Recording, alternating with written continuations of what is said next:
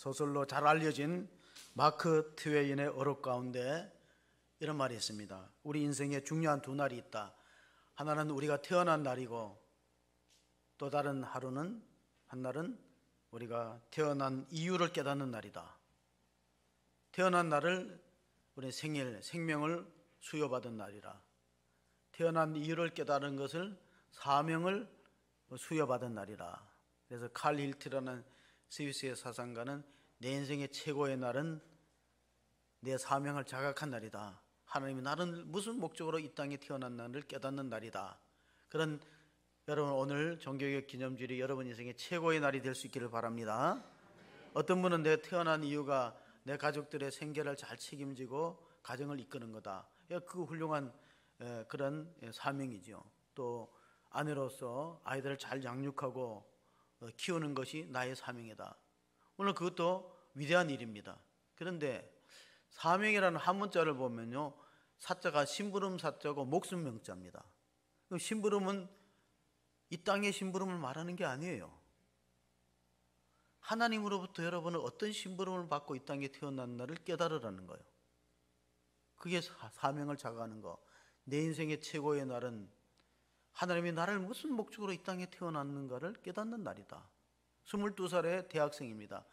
덴마크의 코펜하겐 대학생, 22살의 대학생이 일기장에 이렇게 적었어요. 세상에 다 무너져도 붙잡을 수 있는 이것을 위해서 살고 이것을 위해서 죽을 수 있는 그거를 내가 잡아야 된다. 그것이 바로 사명이라 그랬습니다.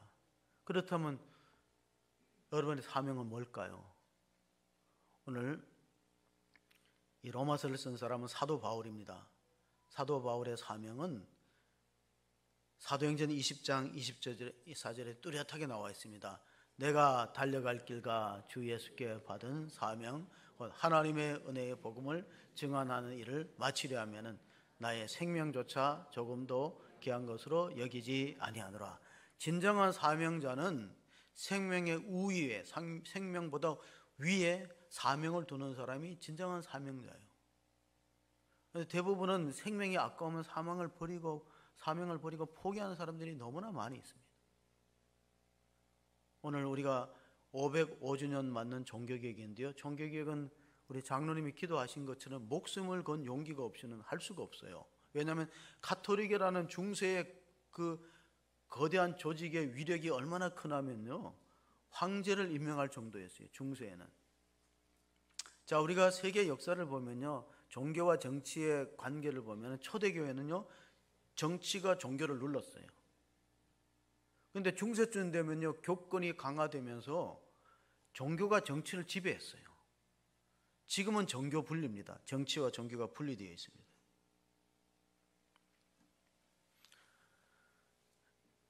(1517년 10월 31일) 날 어거스틴 수도사의 수사였던 마틴 루터가 면죄부를 반박하는 95개 논조를 적어서 발표했습니다. 지금은 그 비텐베르크 대학 성당에 붙였다는 그 95개 논제가 청동으로 글씨를 써서 정문 앞에 있습니다. 비텐베르크 대학교의 정문에 있습니다. 제가 한 5년 전에 우리 박경수 교수팀과 같이 거기 가서 찍었던 사진이 있는데, 제가 사진은 잘 못 찍는데 여기에 이제 그 사람들이 모인 곳에 청동으로 된 철문에 95개 논조를 다 이렇게 독일말로 새겨 놓았어요. 여기 우리를 인솔했던 분은 장신대 교회에서 교수였던 박경수, 지난해 청년부 헌신예배 오셨던 강사님입니다. 95개 논조가 그 당시에는 빨리 퍼질 수 있었던 게 뭐냐면은 세계사의 흐름을 보면요, 이때 1517년도가 종교개혁이 일어나기 한 70년 전에 쿠텐베르크라는 사람이 금속활자를 발명했어요. 그러니까 이게 막 찍어서 인쇄가 돼서 퍼지는 거예요. 그러니까 지금 검색어 이를 찍으면은 이 이태원의 홀리원 사건의 참사, 비극적인 참사가 1순위라면은 1517년도에는 95개 논조가 검색어 1위입니다. 아, 루터의 말이 맞다. 맞아. 가톨릭이 개혁돼야 돼. 그런데 대부분의 사람들이 그런 생각을 갖고 있지만 용기가 없으니까 말을 못하는 거예요. 그럼 면죄부를 팔면은 죽었던 조상의 영혼이 연옥을 거쳐서 천국에 간다는 건 성경에 전혀 없는 얘기예요. 근거가 없는 얘기예요. 그래서 바울이 발견한 게 뭡니까? 복음입니다. 복음은 그게 아니다. 이게 바울이 발견했던 복음은 바로 이 천주교가 갖고 있었던 수직적인 구조. 천주교는 아주 수직적으로 강화된 조직입니다. 교황이 있고 추기경이 있습니다. 추기경 밑에 대주교가 있고 사제가 있어요. 이런 틀을 깰 수가 없는 그런 관계 속에서 신앙생활을 해왔던 중세의 교인들은 복음을 듣지 못합니다. 왜냐하면 대부분의 미사가 라틴말로 진행되기 때문에 시골의 농부들, 독일의 농부들은 라틴말을 모릅니다. 그러니까 결국은 이 영성체, 성찬을 받고 예배에 만족할 수밖에 없고 복음을 듣지 못하는 안타까운 상황이 되었습니다. 그래서 이제 바울이 발견한 것, 바로 이 로마서에 기록된 복음을 루터가 이것은 우리가 믿음으로 구원받고 어떤 인간의 공로나 행위에 근거한 것이 아니다. 하나님의 전적인 은혜라는 사실을 깨닫고 만인제사장절을 얘기했어요. 만인제사장. 그게 뭐냐면 우리가 부름을 받았다, 소명이 있다는 것은 사제와 성직자만 소명이 있는 게 아니라 평신도도 다 하나님께 부름을 받은 제사장이다. 베드로전서 2장 9절에 보면 사도 베드로가 이렇게 적었습니다. 그러나 너희는 택하신 족속이요 왕같은 제사장들이요 거룩한 나라요 그의 소유된 백성이니 이는 너희를 어두운 데서 불러내어 그의 기이한 빛에 들어가게 하신 이의 아름다운 덕을 선포하게 하려 하심이라. 복음이 선포되어서 하나님의 위대하신 구원의 사건이 증거되는 것에 우리가 쓰임받는 제사장이다. 그런 사명이 다 우리 평신도들에게 있다. 그래서 한스킹이라는 천주교 신학자입니다. 목회자는 교회 안에 파송된 하나님의 사역자고 평신도는 세상 속에 파송된 하나님의 사역자다. 또 마두가 하나님의 일꾼으로 부름받은 소명이 있다는 사실을 강조하는데 우리가 소명받은 사람은 하나님 앞에 그 소명에 응답하는 자세가 필요해요. 하나님 우리를 불렀기 때문에 소명이라는 호출했다는 거. 하나님이 세상 가운데 여러분을 불렀어요. 딴 사람을 안 부르고. 그렇다고 내가 도덕적으로 또 흠결이 없거나 깨끗한 삶을 살지 않은데 왜 옆에 사람 안 부르고 나를 불렀을까? 칼빈은 그건 전적인 하나님의 주권이라고 강조하고 있습니다. 하나님 부름받은 사람은 우리의 시간, 우리의 소유, 우리의 존재, 우리의 재능 자체가 하나님 앞에 역동적으로 믿음으로 반응하고 헌신해야 된다. 그게 소명의 작가 오스 기니스가 소명을 콜링, 더 콜을 그렇게 정의할 때 하나님이 우리를 부르셨기 때문에 가장 위대한 분이 우리를 부르셨기 때문에 우리가 그 부르심 앞에 믿음으로 응답하고 헌신되는 그런 삶을 살아가야 되기 때문에 성도에게서 가장 큰 축복은 쓰임받는 거예요. 하나님께 쓰임받는 것이다. 우리가 예수님이 종료 주일에 예루살렘 성 입성할 때 나귀를 사용했습니다. 누가복음 19장 30절 31절 보면 이르시되 너희는 맞은편 마을로 가라. 그리로 들어가면 아직 아무도 타보지 않은 나귀 새끼가 메어 있는 것을 보리니 풀어 끌고 오라. 만일 누가 너희에게 어찌하여 푸느냐 묻거든 말하기를 주가 쓰시겠다 하라 하시매. 주인의 믿음이 좋아서 제자들이 나귀를 끌고 가니까 왜 끌고 가느냐, 남의 나귀를 왜 끌고 가느냐 그럴 때 주님이 쓰시겠다 하니까 아무 말하고 내줍니다. 이 바로 믿음이 있고 있는 사람의 태도예요. 소명받은 사람의 태도가 그래야 된다는 거예요. 하나님이 쓰시겠다. 하나님 우리를 쓰시는 것만큼 영광스러운 것이 없다. 그런 믿음으로 응답하는 것이 바로 이 성도의 자세고 구원받은 자의 삶이라는 것입니다. 오늘 베드로전서 2장 9절 끝에 보면은 하나님의 아름다운 덕을 선포하게 함이라 됐는데 전의 성경은 개역개정판 전의 성경은 선전하기 위함이라 됐습니다. 미국에 가면은 이제 광고하는 사람들 가운데 이런 사람이 있어요. LA 거리에 가면 목을 싹 빼고 앞뒤로 이렇게 판을 만들어서 나무 판을 만들어서 그런 광고를 샌드위치 광고라고 했어요. 한 번에 어떤 사람이 전도할 때 그걸 사용해서요 앞에다가는 이런 글을 썼어요. 나는 예수에게 미친 자입니다. 미친 사람입니다. 사람들이 지나가면서 좀 이상한 쪽으로 웃으면서 뭐 미친 사람이네. 나는 예수께 미친 사람입니다. 그런데 또 D가 궁금하니까 D를 보니까 영어로 그렇게 썼어요. 그러면 당신은 무엇에 미쳤습니까? 그랬었어요.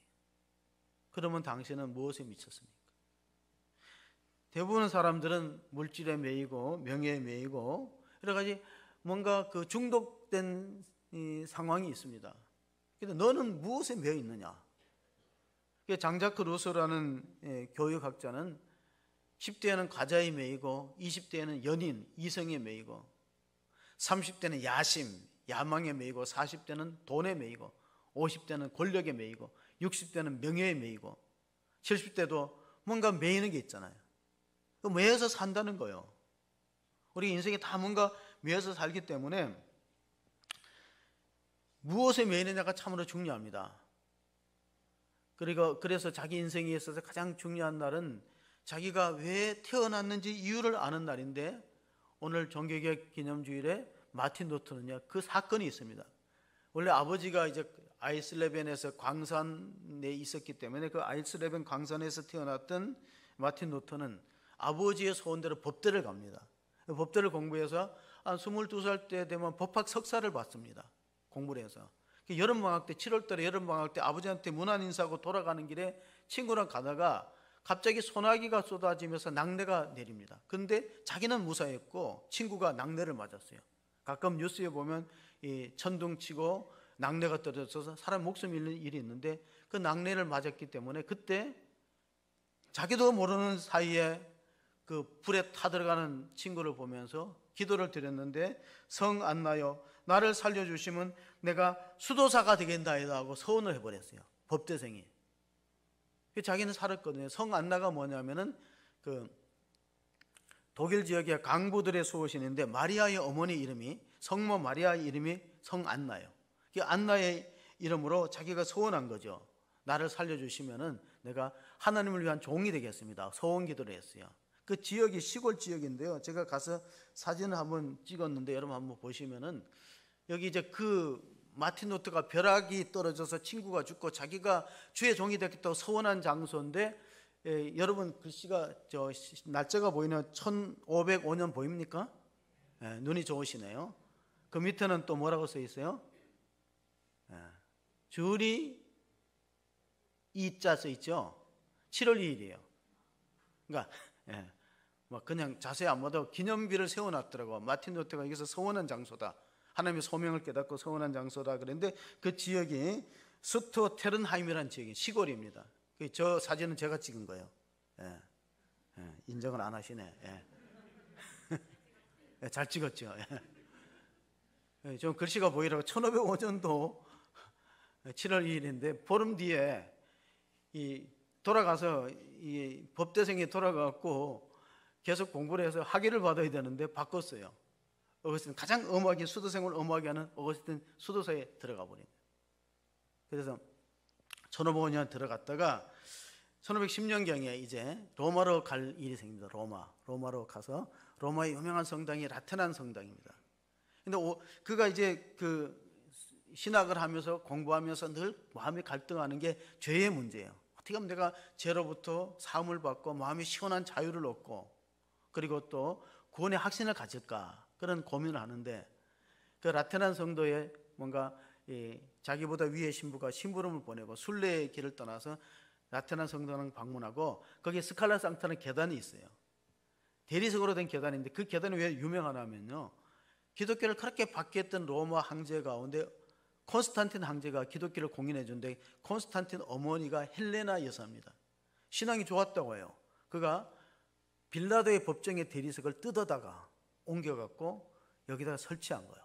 그러니까 대리석 기둥이 많이 딸긴 했어도 그 빌라도의 계단이면은 적어도 1500년 전의 계단을 거기다 이제 성당에다 깔아놓고 28개의 계단인데, 주기도문을 외우면서 무릎으로 올라가면 죄사함을 받는다는 그런 어떤 전설 같은 이야기가 있어요. 출장의 기회에 나도 마음의 시원함을 얻고 구원받는 확신이 필요하기 때문에 무릎으로 피가 나도록 28개의 계단을 올라갔는데, 그 계단에 고행하고 내 공로로 구원받는 확신이 없고 성경 말씀이 하나 또 올라왔어요.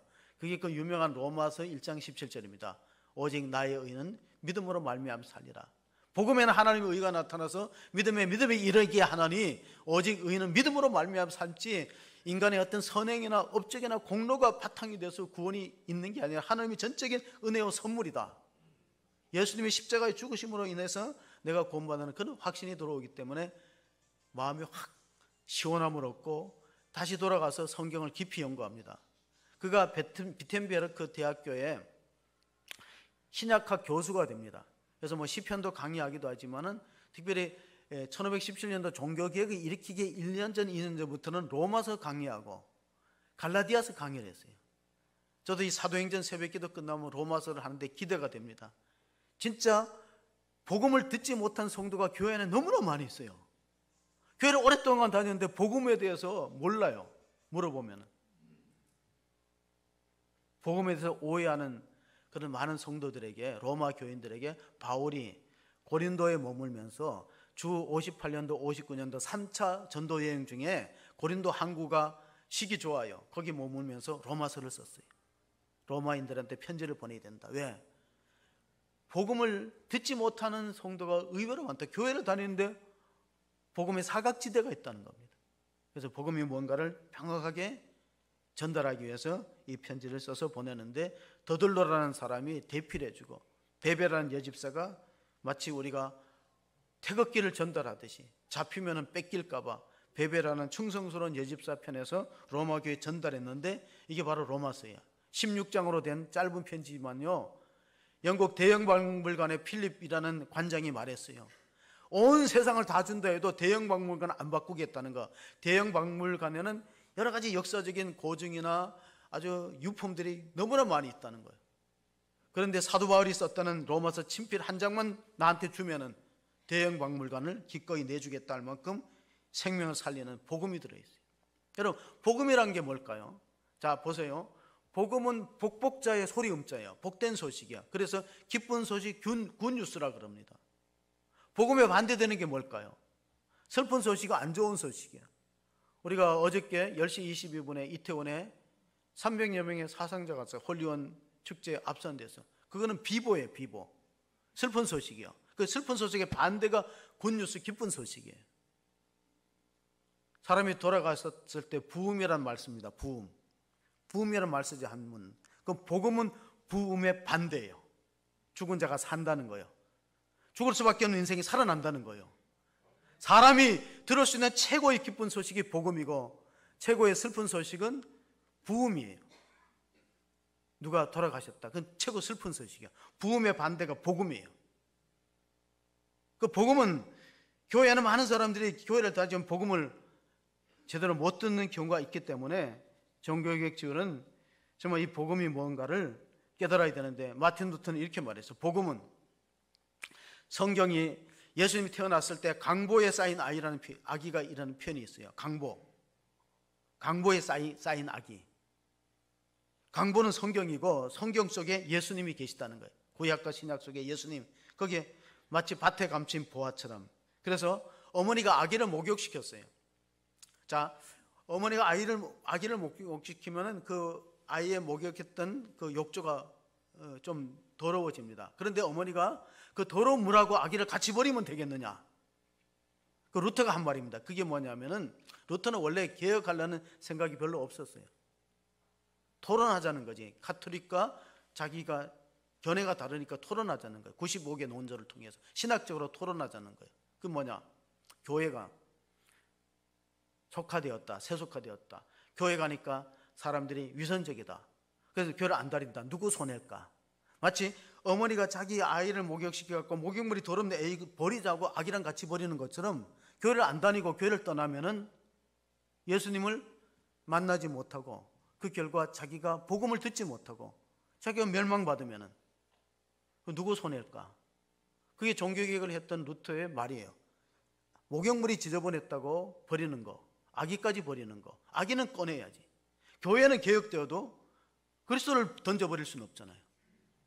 그래서 우리가 가장 심각한 게 뭐냐면, 아무개 때문에 내가 교회 나가고 싶지 않다. 심지어는 부족한 목사 때문에 교회 나가고 싶지 않다. 그건 마치 뭐냐? 아기를 목욕물이 교회가 세속화되었다 해도 같이 버리면 되겠느냐? 종교개혁은 일종의 중세시대의 나비 효과를 가져왔어요. 그 교회사를 쓰는 사람들이, 연구하는 사람들이 하는 얘기인데, 나비 효과가 뭐냐? 여러분, 나비 효과는 1961년도에 기상학자였던 에드먼드 로렌츠가 기상에 이변되는 거를 관찰하는 중에 이런 게 생겼어요. 자, 브라질 아마존에서 나비가 날개짓 하니까 텍사스에 가서 토네이도 폭풍으로 바뀌었다. 작은 날개짓이 파동을 만들고 그 파동이 이렇게 해서 됐다. 자, 북경에서 나비가 날개짓 했더니 뉴욕에서 큰 태풍이 불었다. 지금 세계 경제가 그런 거예요. 미국이 금리 올리니까 세계 경제가 얼마나 힘들어져요. 환율 오르고. 그게 나비 효과예요. 자, 마틴 루터의 주장이 왜 나비 효과를 가져왔을까요? 학자들이 이렇게 말합니다. 중세의 교회 잠을 깨웠다. 마틴 루터가 중세의 낡은 성당의 종탑에 밧줄을 당겨버리니까 그 종소리가 중세를 깨웠다는 거예요. 잠들어 있는 중세를 깨웠다는 그런 효과를 가져왔습니다.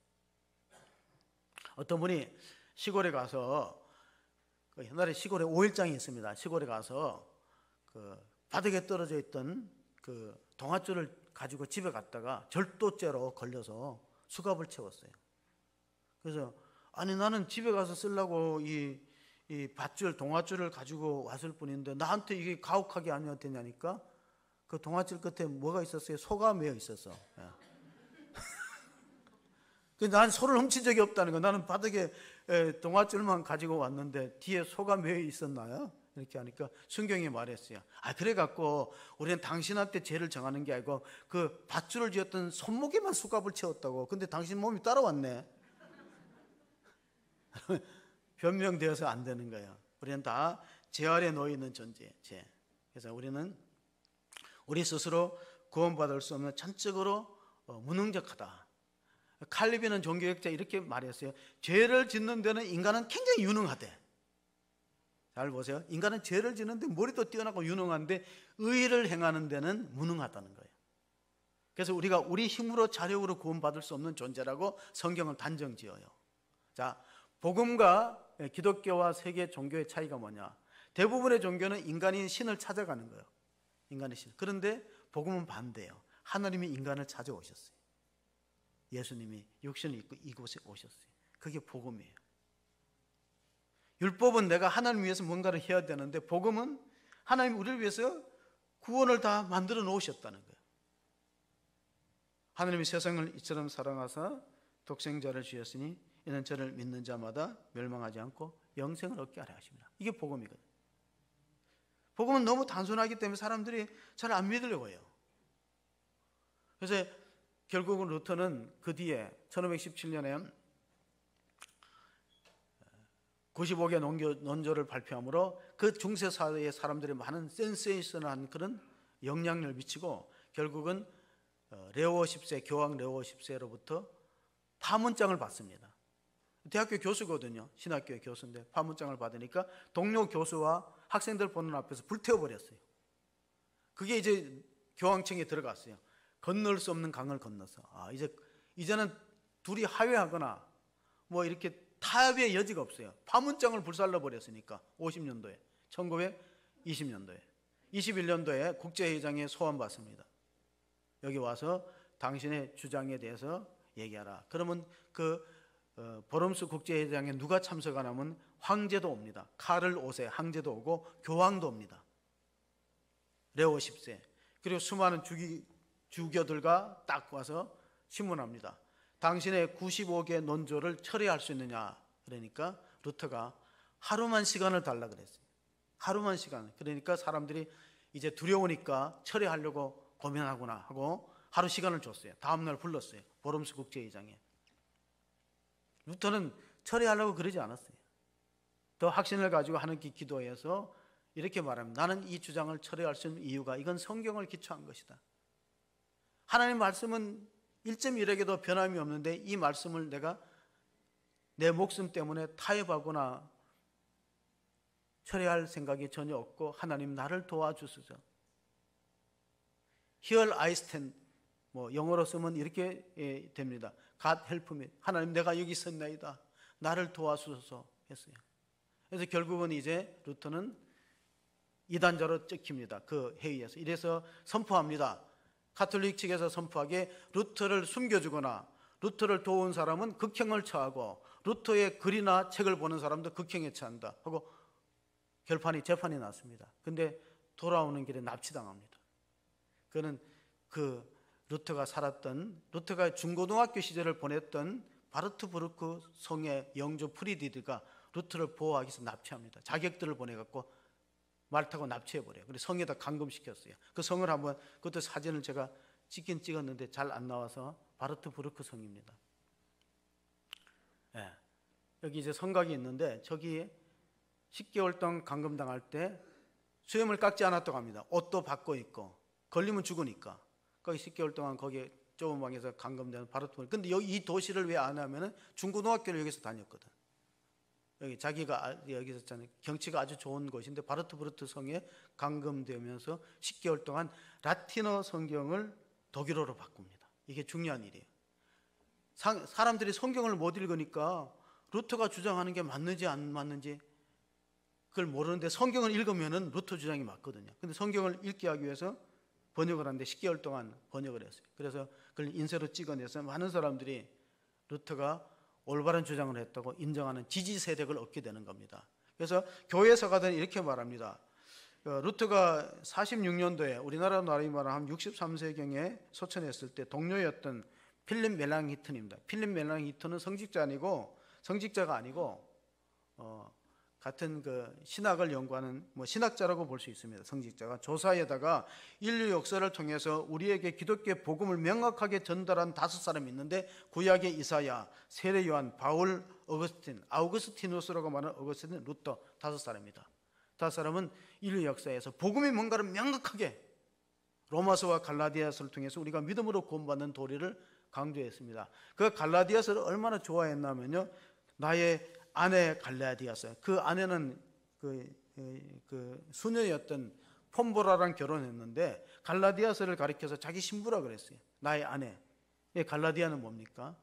갈라디아서를 가만히 보면 우리가 정말 믿음으로 구원받지 우리 인간의 행동으로는 구원에 이르지 못하고 율법은 바로 우리를 그리스도에게 인도하는 그리스도를 붙잡을 수밖에 없게끔 율법은 우리를 정죄해서 우리 힘으로 구원의 열망이 없다는 걸 깨닫고 죄인됨을 깨닫고 그리스도를 붙들라는 그런 약속이다, 말씀이다, 언약의 말씀이라고 해석했던 것입니다. 우리가 민수기를 보면 교회 공동체는 어떤 공동체인가? 민수기 10장 7절 8절 보면 또 회중을 모을 때에도 나팔을 불 것이니 나 소리를 크게 내지 말며 그 나팔은 아론의 자손인 제사장들이 불지니 이는 너희 대대의 영원한 율례니라. 자, 이스라엘 민족이 광야에서 나팔을 불면은요 모였어요. 그 모임을 성민이라 불렀고, 성민은 거룩한 백성이라 불렀고, 오늘로 말하면 교회입니다. 교회라는 헬라어 에클리시아는 하나님이 불러서 모은 사람들의 집합체를 교회라 말해요. 그래서 교회는 건물이 없어도 교회가 될 수 있습니다. 그런데 성경을 안 읽거나 예배를 안 드리면 교회가 아닌 거예요. 건물이 없어도 모일 수만 있으면 예배 드리고 하나님 말씀 중심으로 세워진 말씀의 터전 위에 세워지면 교회가 되는데, 건물이 아무리 비싼 건물로 화려하게 잘 지어도 모이는 예배가 없고 모임이 없으면 교회가 아니라는 뜻이 정의입니다. 우리 로마서 1장을 보면 로마서 1장 1절 2절을 읽어보겠습니다. 예수 그리스도의 종 바울은 사도로 부르심을 받아 하나님의 복음을 위하여 택정함을 입었으니 이 복음은 하나님의 선지자들을 통하여 그의 아들에 관하여 성경에 미리 약속하신 것이라. 자, 복음은 구약에도 있었다는 거예요. 구약에는 예수님이 오신다는 예언이고 신약은 예수님이 오셔서 구원을 완성했다는 성취입니다. 그런데 복음의 중심은 예수 그리스도고, 또 복음을 더 줄여서 얘기하면 우리 죄를 위해서 예수님 십자가 죽으시고 우리의 의를 위해서 예수님이 살아나셨어요. 그래서 우리가 그 로마서 1장 16절 17절을 보시면요, 복음에는 내가 복음을 부끄러워하지 아니하노니 이 복음은 모든 믿는 자에게 구원을 주시는 하나님의 능력이 됨이라. 먼저는 유대인에게요 그리고 헬라인에게로다. 복음에는 하나님의 의가 나타나서 믿음으로 믿음에 이르게 하나니 기록된 바 오직 의인은 믿음으로 말미암아 살리라 함과 같으니라. 자, 제가 제자반 하면서요 수요반하고 주일반에 질문을 했습니다. 복음에는 하나님의 의가 나타났다는데 하나님의 의와 반대말이 뭘까? 그랬더니 개중에는 잘 모르는 우리 제자반도 있고 어떤 분은 사람의 의다 그렇게 되죠. 맞습니다. 자, 복음에는 하나님의 의로움이 나타났고 율법에는 인간의 의가 나타나요. 근데 구원은 인간의 의로움으로 되는 게 아니고 하나님의 의로움으로 된다는 거예요. 그게 복음이에요. 자, 복음에는 하나님의 의가 나타나서 믿음에서 믿음에 이르게 하나니, 그런데 율법에는 인간의 의가 나타나서 인간의 공로와 업적을 자랑한다는 거예요. 그런데 율법은 절대로 하나님의 구원에 미달되고 표준에 미치지 못해요. 모든 사람이 제 아래 있기 때문에 믿음으로 구원받는 거예요. 그러면 이제 우리가 이런 질문이 생기죠. 그럼 믿음으로 구원받으니 기독교는 참 쉽네. 뭐 고행을 한다든가 또 절제를 한다든가 금욕을 한다든가 다른 사람을 많이 도와서 자선을 한다든가. 구약의 천주교인들은 이렇게 생각했어요. 믿음으로 구원받는 건 안 되고 거기다 인간의 선행과 노력과 공로가 플러스 돼갖고 보태갖고 신인 협동설로 구원을 받는다는 게 천주교의 교리고, 복음은 철저하게 하나님의 전적인 은혜로 100% 은혜로 구원받는다. 그러니까 어떻게 보면은 뭐 개신교가 값싼 종교냐고 오해할 수 있습니다. 근데 우리가 성경을 끝으로 계속 읽어보면요, 그건 아니에요. 루터가 이렇게 말했어요. 바울도 말했듯이, 자, 바울은 유대교 신자였거든요. 바울은 율법으로 구원받는다는 유대교 신자였는데 예수님 만나고 나니까 구원받아야 율법을 지킬 수 있다는 것으로 생각이 바뀌는 거예요. 이거 잘 아셔야 됩니다. 자, 바울이 예수님 만나기 전에 율법을 다 지켜 행해서 구원받으려고 했어요. 자기 의로. 근데 예수님 만나고 보니까 자기 의는 더러운 옷, 낡은 옷과 같고 무화과 잎과 같고 하나님이 지어주신 가죽옷을 입어야 되는데 그 부끄러움과 수치를 가리려면 그 가죽옷이 뭐예요?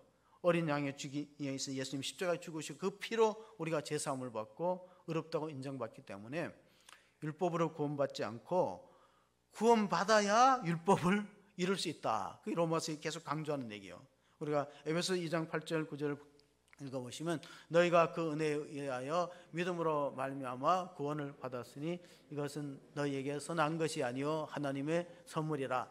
행위에서 난 것이 아니니 이는 누구든지 자랑하지 못하게 함이라. 자, 종교개혁자들이 외쳤던 캐치프레이즈가 세 개가 있는데 오직 성경, 오직 믿음, 오직 은혜예요. 이 종교개혁자들이 흔들리지 않고 세 가지를 주장했어요. 여기서 보니까 에베소서는 우리가 은혜구나. 하나님의 은혜, 하나님이 죄인을 불쌍히 여기는 은혜. 그리고 그 하나님의 말씀을, 예수님 말씀을 믿음으로, 우리가 믿음으로 말미암아 선물로 구원을 받는다. 로마서 6장에 보면은 죄의 삭은 사망이요 하나님의 은사는 우리 주 예수 그리스도 안에 있는 선물이다. 여기서 삭과 은사는 반대되는 개념이에요. 삭은 보수예요. 죄의 대가는 죽음이다. 그런데 하나님의 은사는요, 그건 노력했던 삭이 아니고 그건 하나님 편에서 그냥 선물 주는 거예요. 믿는 자에게 구원의 선물을 주는 거예요. 그런데 그것이 믿을 수 없는 거잖아요. 아니, 우리가 아주 고급 비싼 식당에 레스토랑에 가서 음식을 먹고 나가서 카운터에 값을 지불하는데 주인이 그냥 가세요 하면 어떻게 그냥 가냐고. 그럴 게 아니에요. 이게 굉장히 값도 비싼데 보니까 그냥 가세요. 됐다고 그냥 가세요. 그러면 이상하게 생각할 거 아니에요. 그래서 자세히 꼬치꼬치 물어보니까 당신 부친께서 다 냈어요. 이렇게 그냥 가도 맞잖아. 구원이 그렇다는 거예요. 우리가 정말 이 영원한 생명과 천국이 그냥 믿음으로 주어진다면 우리 의심하지 뭐 믿는다고 그 천국이 주어지나 할 때 하나님이 이렇게 말씀하시는 거야. 내가 다 값을 치렀어. 예수님 십자가 죽으실 때 뭐라 그랬어요? 다 이루었다는 말은 그 헬라어로 쓰면은 테텔레스타이라는 말을 쓰는데 그 테텔레스타이가 뭐냐면은요, 부채가 다 갚았을 때 지불 완료라는 뜻이에요. 지불 완료. 여러분, 우리가 믿음으로 구원받는다는 이 이신칭의, 이신득의는요, 법정 용어입니다. 그래서 베드로전서 우리가 1장 23절을 읽어보면 하나님 말씀은 살아있다는 말씀이 있습니다. 시작. 너희가 거듭난 것은 썩어질 씨로 된 것이 아니요 썩지 아니할 씨로 된 것이니 살아있고 항상 있는 하나님의 말씀으로 되었느니라. 자, 하나님 말씀이 그렇다면 우리가 믿어야지. 우리가 하나님 말씀을 판단하고 헤아릴 수 있는 위치에 있는 건 아닙니다.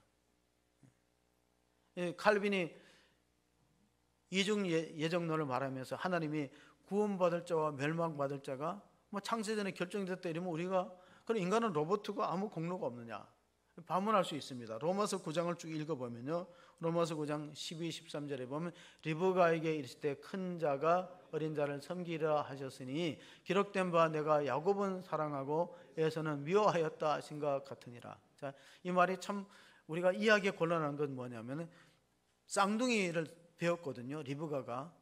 근데 큰아들의 이름은 에서고 작은아들의 이름은 야곱인데 발꿈치를 잡고 나왔어요. 우리가 동양적으로 보면 사주팔자가 같은데 운명이 완전히 달라요. 하나님이 야곱은 사랑하고 에서는 미워하였다. 그럼 우리가 질문할 수 있습니다. 하나님 불공평합니다. 정을 얻지 못합니다. 근데 우리가 또 예레미야서를 읽어보면 하나님이 토기장이와 같아. 예레미야 선지자가 진흙을 이렇게 농로에다 돌려서 도자기로 빗어갖고 매덕자리를 만들 수도 있고, 그리고 또 뭐 항아리나 소금 그릇이나 이렇게 만드는 거는 그 토기장이의 고난이지, 토기장이한테 왜 나는 이렇게 만드냐고 항변할 수 있느냐. 그게 이제 예레미야서 17장에 있는데, 오늘 다 그 얘기까지 하면 너무 길어지니까 다 줄여서, 신앙이란 게 뭐냐. 키에르케고르는, 덴마크의 철학자 키에르케고르는 죄의 반대는 믿음이요 그 믿음은 순종함에 있다. 하나님을 조정하고 하나님을 헤아리려 하지 말고 순종하다 보면 이해가 되고 깨닫게 된다. 그리고 믿음이 어려운 건 뭐냐. 믿기 어렵다는 것은 이해하기 어려운 게 아니라 순종하기 어렵다는 거예요. 교회 다니면서 자꾸 하나님을 조정하려는 성도들이 많이 있어요. 내가 하나님께 순종하지 않고, 갈라디아서 2장 16절을 보면요, 이 율법의 한계가 뭐냐. 갈라디아서 2장 16절, 사람이 의롭게 되는 것은 율법의 행위로 말미암음이 아니요 오직 예수 그리스도를 믿음으로 말미암는 줄 알므로 우리도 그리스도 예수를 믿나니 이는 우리가 율법의 행위로서가 아니고 그리스도를 믿음으로써 의롭다함을 얻으려 함이라. 율법의 행위로서는 의롭다함을 얻을 육체가 없느니라. 그러면 율법을 지켜서 의롭다함을 얻을 만큼 그런 도덕적으로 깨끗한 사람이 없는데 왜 율법을 줬느냐? 율법을 안 주면요 죄를 자각하지 못합니다. 율법이 필요하니까. 율법은 엑스레이와 같은 거예요. 여러분, 엑스레이 찍는다고 뼈가 붙습니까?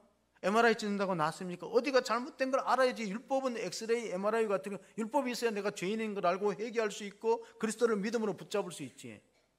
율법이 없으면은 사람들이 얼마나 도덕적으로 무감각하겠어요.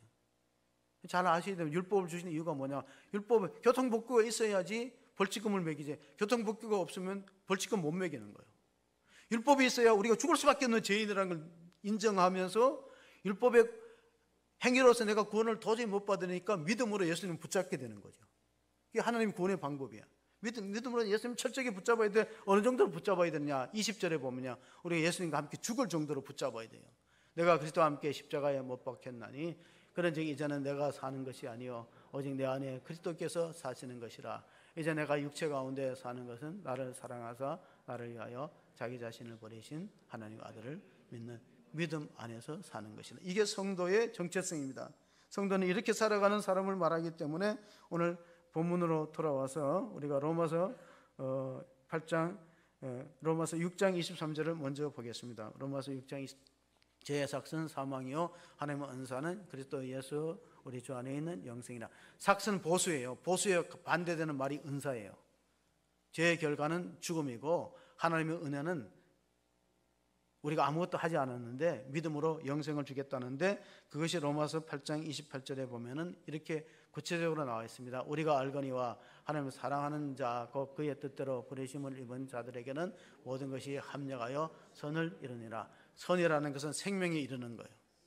진정한 성은 우리가 생명의 유업을 물려받고 하나님 나라에 들어가는 것이 최종적인 성이기 때문에 계속해서 우리가 오늘 본문을 읽어봅니다. 29절, 하나님이 미리 아신 자들로 또한 그의 아들의 형상을 본받기 위하여 미리 정하셨으니 이는 그로 많은 형제 중에서 맏아들이 되게 하려 하심이라. 자, 우리가 29절을 보면요, 우리가 하나님의 친아들 독생자는 예수님밖에 없고 우리는 양자예요.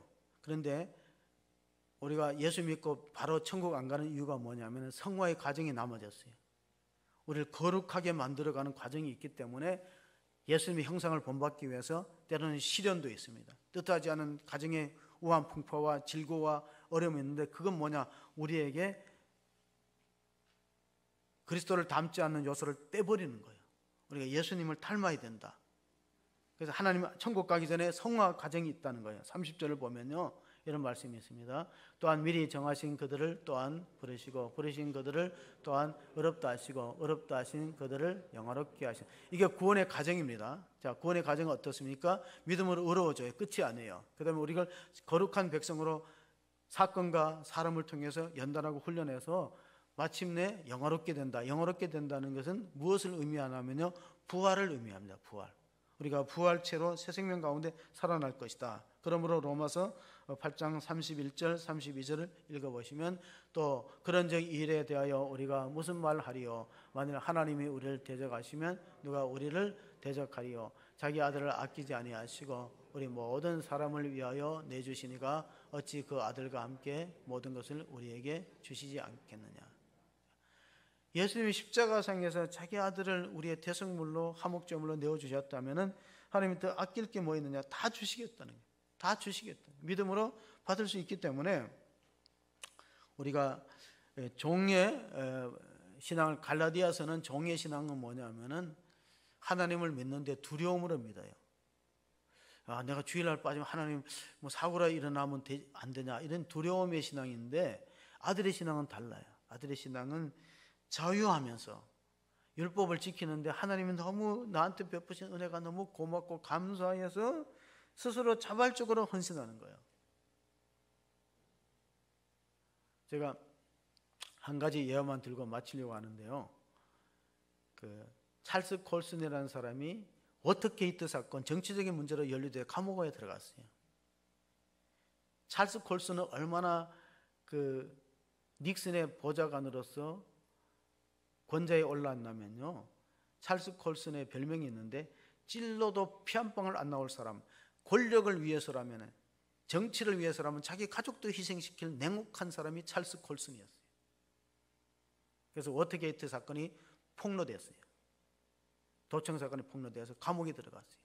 특별 보좌관의 권세가요, 날아가는 새도 떨어뜨릴 만큼 권력의 최고점에 있다가 감옥에 들어갔어요. 변호사 한 사람이 키가 신앙서적도 성경도 계속 넣어주고 예수 믿으라고 권해도 예수를 안 믿었는데, 키라는 변호사가 하루는 법정에다 탄원서를 냈습니다. 미국의 법원의 판례에 보면은 남아있는 자녀 임기를, 형기를 누가 가까운 사람이 대신 살아서 형기를 채운 게 있다. 그런데 찰스 콜슨의 형기가 7개월 남았는데 내가 대신 감옥에 들어가니까 저 사람을 풀어주세요 하고 탄원서를 냈어요. 근데 미국이 그 법조문이 이제는 더 이상 효력이 없다고 판결이 났기 때문에 안 된다는 거예요. 찰스 콜슨이 7개월 마저 살아야 된다. 감동을 받았어요. 도대체 예수가 누구이기에? 친구가 나를 위해서 그렇게 중보기도하면서 예수를 믿어야 된다, 복음을 믿어야 된다, 예수 믿으면 구원받고 천국 가고 영원한 생명 얻게 되고 지난날의 모든 죄가를 하나님이 묻지 않으신다. 그래서 찰스 콜슨이 회개했어요. 성경 읽고 회개해서 교도소 선교를 만들었어요. 종교계 노벨상이라는 템플턴상을 수상했어요. 우리나라에는 종교계 노벨상 템플턴상은 한경직 목사 외에는 아무도 못 받았어요. 친구가 자기를 희생하겠다는 거예요. 그래, 종교개혁주일에 우리가 행위로는 구원 못 받아요. 믿음으로 구원받지만 구원받은 자의 삶이 그러해야 된다는 거예요. 구원받은 자의 삶이. 마지막으로 읽을 성경이 사도행전 20장 28절입니다. 마지막 읽어. 여러분이 자기를 위하여 또는 온 양떼를 위하여 삼가라. 성령이 그들 가운데 여러분을 감독자로 삼고 하나님이 자기 피로 사신 교회를 보살피게 하셨느니라. 자, 본문의 맥락은 이렇습니다. 사도 바울이 밀레도라는 항구에서 에베소 교회 장로님을 요청했어요. 마지막으로 보자. 얼굴 한번 마지막으로. 내가 가면 로마 예루살렘으로 들어가면 나 죽을 것 같아. 그러니까 마지막 한번 얼굴 보자. 최후의 이별하는 장면이에요. 이 말씀하고 사도 바울과 에베소 교회 장로들이 서로 목을 끌어안고 울었어요. 여러분, 교회를 잘 보살펴 주세요. 내가 떠나면 이단들이 들어올 수 있고 교회가 분열될 수 있으니까 교회를 잘 보살피는데, 하나님이 자기 피로 사신 교회를 지켜달라고 하나님 피가 있습니까? 하나님의 피가 예수님의 피거든요. 예수님 피를 흘렸죠. 육신을 가지고 있기 때문에. 그리고 교회는 위대한 것이고 하나님 피로 값주고 사신 고귀한 공동체예요. 싸구려 복음이 아니에요. 믿음으로 구원받다니까 사람이 헐값으로 생각하는 아니에요. 가장 비싼, 우리의 행위로도 얻을 수 없는 그 구원과 영생이 하나님의 희생을 통해서, 독생자의 죽으심을 통해서 우리가 값없이 주어진 거예요. 그 놀라운 보물을 너무가 우리가 스스로 무가치하게 여겨요. 복음에 대한 눈을 뜨고 새롭게 발견한다면은 이보다 가슴 벅찬 기쁜 소식이 없다. 우리가 믿음으로 구원 얻고 하나님 백성이 된 놀라운 감격 가운데서 서 있는 공동체 교회, 그리고 그 복음을 전파하는 성도로 쓰임받는 우리 모두가 되시기를 주의 이름으로 축복합니다. 아멘. 하나님 아버지, 오늘 종교개혁 기념주일입니다. 복음에는 하나님의 의가 나타났다고 했는데 아직도 우리는 인간의 의를 자랑하고 내 율법에서 행한 공로와 행위를 내세울 때가 많습니다. 우리는 죽을 수밖에 없는 죄인이고 예수님이 내가 죽어야 될 자리에 대신 죽으심으로 우리의 죄값을 다 청산해 주고 우리에게 영원한 생명, 하나님 나라를 약속해 주었습니다. 이 위대한 복음을 다시 한번 발견하기를 원합니다. 복음의 눈을 뜨고 복음을 재발견하는 호중한 교회 되게 하시고 그 복음의 기초 위에서 교회가 부름받은 자의 사명을 감당하여서 이 땅에서 빛과 소금의 역할을 감당하는 그런 교회가 될 수 있도록 축복하여 주시옵소서. 우리 구주 예수 그리스도의 이름으로 기도하옵나이다. 아멘.